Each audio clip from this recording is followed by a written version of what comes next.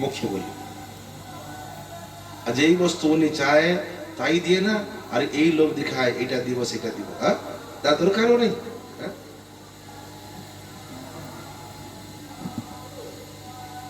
করছেন, কিন্তু আমি যখন অভিমান করে আমি নিজের মাথা রাখছি, তাহলে মাথা ব্যথা হবে কিনা? ট্রেনের উপরে ভারটা যদি মাথায় রাখে মাথা ব্যথা হবে কিনা? বুদ্ধিমান কি করে সেই ভারটাকে নামিয়ে, আর এইরকম এই জগতেও সেই রকম বুদ্ধিমান তাকে বলা যায় যিনি সেই ভারটাকে নামিয়ে ভগবানের পাদ পদ্মে রেখে দিয়ে কি প্রভু সর্বস্ব সর্বস্ব তোমার চরণে সপিয়া মানস দেহ গেহ जो কিছু মোর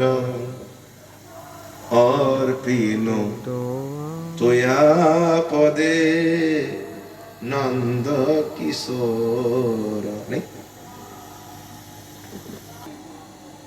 এবার বাড়ি আছে, এই বাড়িতে অনেক বাড়ি থাকে, লোক বলে কি আমার বাবা ছিল, দাদু ছিল, দাদু মারা গেল, দাদু মারা যাবার পরে বাবাও ছিল, বাবা মারা গেল, ধরে আমি আছি। হ্যাঁ হয় না? নেই তো দাদু যখন সেই বাড়িতে ছিল, সেই বাড়িতে ঠাকুর ছিল কিনা? ছিল কিনা? ছিল ছিল।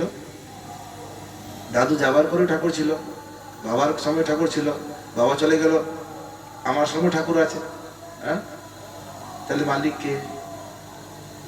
যে সবসময় বাড়িতে থেকে সেবা নিয়েছে, যে যাচ্ছে না সে মালিক, না যে এসে চলে যায় সে মালিক? বলো তো। হ্যাঁ যে সবসময় থেকে যায় না, সবসময় থেকে সেবা নিয়ে সে আসল মালিক, না যে এসে চলে যায় সে আসল মালিক? হ্যাঁ জোরে বলো। যে সবসময় বাড়িতে থাকে, যে থেকে সেবা নিয়ে, আমরা কোনোদিন মানি না, এইটা আমরা কোনোদিন মানি কি না। যারা ভক্ত তারাও এই কথা বলে, মহারাজ মহারাজ আসেন আমার বাড়িতে গোবিন্দ আছে। কি বলে? আমার বাড়িতে, আমার বাড়িতে গোবিন্দ আছে। একটা কথা বলো, আমার বাড়িতে গোবিন্দ আছে কি গোবিন্দের বাড়িতে আমি আছি? হ্যাঁ গোবিন্দ বাড়ির মালিক তো উনি। হ্যাঁ আমরা কি বলি? আমার বাড়িতে আছে।